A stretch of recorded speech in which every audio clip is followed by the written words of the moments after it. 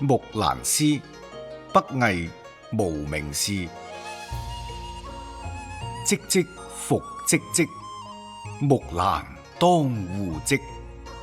不聞機杼聲，惟聞女嘆息。問女何所思？問女何所憶？女亦無所思，女亦無所憶。昨夜見軍帖，可汗大點兵。軍書12卷，卷卷有爺名。阿爺無大兒，木蘭無長兄。願為市鞍馬，從此替爺征。東市買駿馬，西市買鞍韉。南市買轡頭，北市買長鞭。旦辭爺娘去，暮宿黃河邊。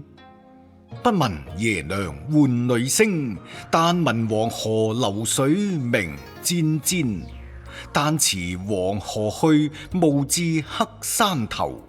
不聞爺娘喚女聲，但聞燕山胡騎鳴啾啾。萬里赴戎機，關山度若飛。朔氣傳金柝，寒光照鐵衣。將軍百戰死，壯士10年歸。歸來見天子，天子坐明堂。冊分12轉，賞賜百千強。可汗問所欲，木蘭不用尚書郎。願辭千里足，送兒還故鄉。爺娘聞女來，出國相扶將。阿姊聞妹來，當戶理紅妝。小弟聞姊來，磨刀霍霍向豬羊。開我東閣門，坐我西閣床。脫我戰時袍，着我舊時裳。